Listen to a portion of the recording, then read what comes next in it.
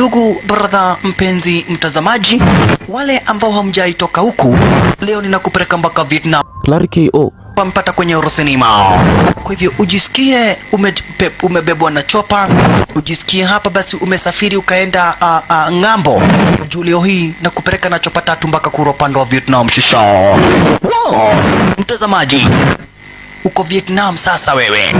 Ulolo yaye. Aish, uko Vietnam mtazamaji. Unafaa useme haleluya na ushukuru Mungu zaidi. Juu sio watu wengi wanaweza kukupeleka Vietnam. Mtu tu ambaye anaweza kukupeleka Vietnam. Clary KO. Alright. Hapa ni upande wa Vietnam. Na tumekuja kuokoa mwanadada kwa jina la Margaret Nduta. Kosa kupatikana na bangi huku unahukumiwa kifo. Sisi zote tuko Vietnam.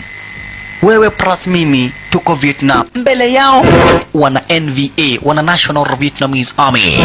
Wana NVA.